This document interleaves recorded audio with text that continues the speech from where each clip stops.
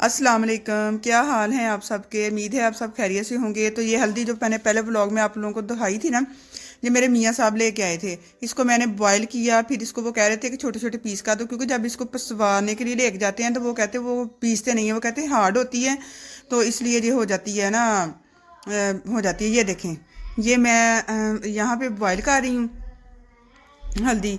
तो इसको पहले मैंने बहुत अच्छी तरह बॉयल किया, काफ़ी देर, जब तकरीबन आधा पौना घंटा ये पकती रही है तेज़ आंच पे ना। तो मैंने फिर ये देखे, मैंने इसको जो इसका पानी था ना वो मैंने निकाल दिया, और हल्दी को ना ऐसे करके तो मैंने डाल दिया। मैंने पहले उसको छोटा छोटा किया था इस वजह से कि ताकि ये ना ज़्यादा बड़ी बड़ी, तो इसके ऊपर इतनी कमट्टी थी कि धोने में मुझे 2 घंटे लग गए। मैं उसको पता नहीं कितनी की दफ़ा धोया और कितनी की दफ़ा इसके ऊपर से मट्टी उतारी, तो फिर जाके ये थोड़ी सी इसकी शक्ल निकली। तो हल्दी को बाहर डालने के बाद फिर ये शाम का टाइम है, जब मैं ना 4 बजे का तकरीबन टाइम है, तो जब मैं गोभी बना रही थी, साथ में बना रही थी गोभी रात के लिए, जो हमने रात को खाने के लिए बनाई थी। तो मैं सारी चीज़ें डाल के ना गोभी में प्याज टमाटर गोभी और काट के सारा कुछ इकट्ठा ही डाल के रख दिया, और साथ में इसमें ना सारे नमक मिर्च वगैरह हर चीज़ जो है ना, थोड़ी सी अजवाइन और नमक और मिर्च और हल्दी और ज़ीरा सारा कुछ मिक्स डाल के ना, तो मैं ऊपर रख देती हूँ। साथ कसूरी मेथी भी डाल देती हूँ, और थोड़ा सा ना दूध डाल देती हूँ इसके अंदर। तो दूध डाल देती हूँ, फिर ये ना पकती रहती है और बहुत ही फिर मज़े की बनती है। जो गोभी की होती है ना, अपनी एक अजीब सी खुशबू होती है, स्मेल तो नहीं बंदा उसको कह सकता, तो लेकिन खुशबू जो एक गोभी की अपनी होती है ना, उसकी वजह से जो है ना ये होती रहती है। मतलब ये फिर वो नहीं आती अगर दूध डालें तो, और उससे ना गोभी का टेस्ट भी बहुत अच्छा हो जाता है। ये रेसिपी पहले मैंने आप लोगों को दी हुई है, मेरा ख्याल है कि आलू गोभी की शायद पहले दी हुई है। तो ये देखें, अब मैंने इसमें थोड़ी सी अजवाइन भी डाल दी है ना। इससे अजवाइन डालने से ये होता है कि आपके पेट में जो गैस वगैरह होती है ना, वो नहीं होगी। और फिर मैं सारी चीज़ें डाल के सारी चीज़ें मिक्स करके ऊपर रख देती हूँ।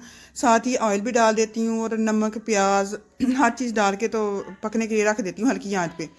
उसके बाद साथ ही मैंने ना दोपहर के खाने के लिए अम्मी लोगों के लिए बनाए पकौड़े। बेसन के पकौड़े तो आप लोगों ने बहुत ज़्यादा खाए होंगे, लेकिन मैं अम्मी की वजह से मैदे के पकौड़े बनाती हूँ। मैदे के पकौड़े आप लोग ट्राई कीजिएगा और बना के खाइएगा, बहुत ही मज़े के बनते हैं, और इतने क्रिस्पी बनती हैं ना कि बिल्कुल मतलब सेम टेस्ट में भी कोई फ़र्क नहीं होता। तो मैं बड़े सालों से ना, अम्मी को बेसन मना किया हुआ है ना उन्होंने, तो अम्मी की वजह से मैं बड़े सालों से ना, हमने बेसन खाना ही छोड़ दिया है। मतलब नहीं बनाती मैं, हमेशा जब भी बनाती हूँ ना तो मैदे के ही पकोड़े बनाती हूँ। और हमारे घर वालों को भी इतनी आदत पड़ चुकी है ना, उन्होंने कभी फील ही नहीं किया, कभी कहा ही नहीं किसी ने कि आपने बेसन के नहीं बनाए। और माशाल्लाह इतने मज़े के बनते हैं और इतने क्रिस्पी बनते हैं ना। ये मेरे ख्याल एक आलू था और एक ही मैंने प्याज लिया था, क्योंकि मैं अम्मी और अब्बू होते हैं, मतलब ये थोड़ा थोड़ा सा दोपहर को बनाती हूँ मैं, और हम ही 2-3 लोग होते हैं। दोपहर को बच्चे अकेडमी गए होते हैं, तो हमने ही जो है ना खाना होता है, थोड़ा सा जो भी बनाना होता है। तो दरअसल अम्मी कह रही थी वो कुछ ना मज़े का बना लो, तो फिर मैंने कहा चले पकोड़े अम्मी को पसंद है तो वो बनाए, वो बहुत मज़े के बने थे। उसके बाद ये उससे अगले दिन का व्लॉग है। हूँ ये ना समझियो कि बाजी पता नहीं जिन्न वा सारे काम एक दिन च कर ले, ऐसे नहीं है। ये 1-2 दिन की बात है, जब मैंने बनाए थे नान, गार्लिक नान की ना रेसिपी मैंने देखी थी, तो मैंने कहा चले मैं भी ट्राई करती हूँ। तो मैंने फिर वो बनाए नान।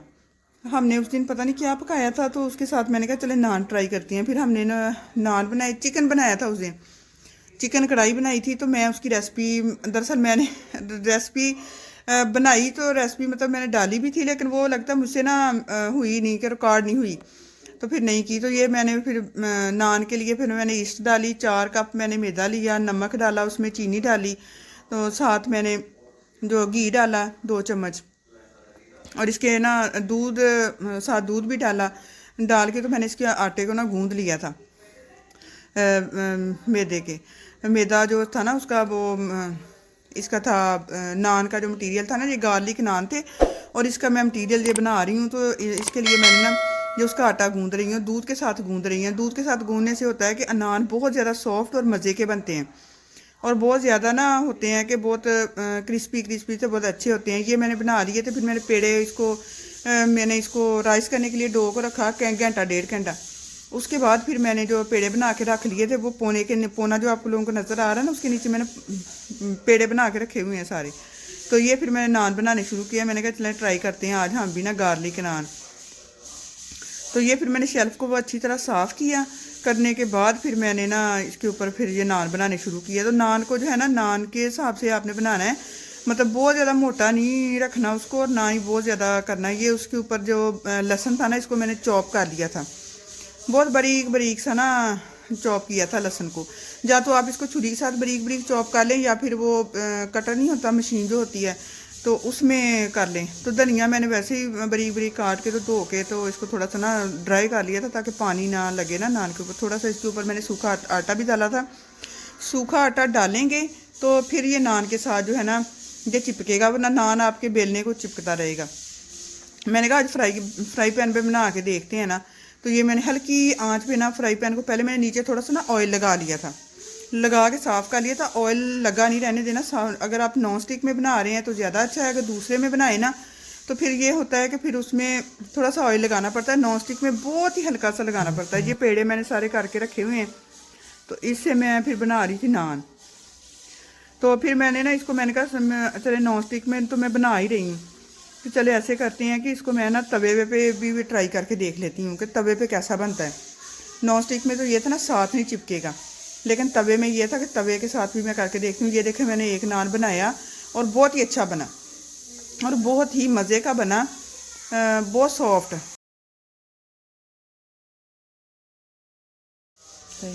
तो मेरे चैनल को लाइक शेयर और सब्सक्राइब भी कीजिएगा। तो मैंने तवे पे भी बनाए थे, फ्राई पैन में बनाए थे, बहुत अच्छे बने थे। और बात करते बात जो है ना वो फिर मतलब ख़त्म हो जाएगी। मैं नान बनाए बहुत मज़े के बने। तो इंशाल्लाह फिर अगले व्लॉग में आपसे मिलेंगे। तो आप लोग ना मेरी वीडियो को लाइक शेयर सब्सक्राइब याद से कीजिएगा। तो आप जो है ना नान ज़रूर बनाइएगा, बहुत मज़े के बने थे। और बहुत ना लहसुन का एक अपना ही ना टेस्ट इसमें बड़ा अच्छा आ रहा था। तो आप लोग ज़रूर ट्राई कीजिएगा। लेकिन ये है कि फिर अगले ब्लॉग में मिलेंगे। लेकिन मेरे वीडियो को लाइक शेयर और सब्सक्राइब भी ज़रूर किया कीजिए, याद से लगता आप भूल जाते हैं। सही।